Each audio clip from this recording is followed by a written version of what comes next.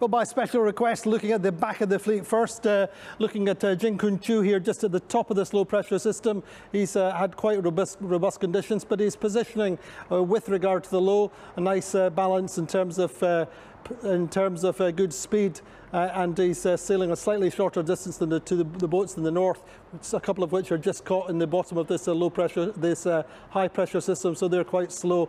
But he's taken a couple of places. Looking at Conrad Coleman here, who we spoke to, we're just going to play the animation forward and see how that goes for Conrad. The others that we're watching here, Girek Sude, Louis Duc and Tanguy Leturke, much more aggressive positioning for them, and that they have paid the price. They've had really tough conditions for the last 24 hours or 36 hours. Meantime, up in the north, it's a much more stable situation for the boats coming in there from there, and looking very quickly at this group more towards the front of the fleet, where that's Pip here. We've got Roman and Pip, and Benjamin Dutroux. So this is about 36 hours forward, but seeing that they have generally fairly favourable conditions all the way through.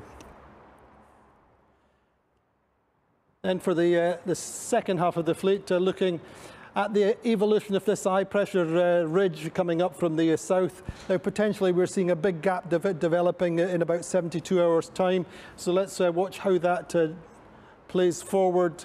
Meantime, watching Charlie Dallin, this little low pressure system above him has kept him to the south, but then watching how this evolves now, and potentially this cut-off developing, watching it coming in from the south. We're seeing it cutting off between the Thomas Riong and Johan Richomme.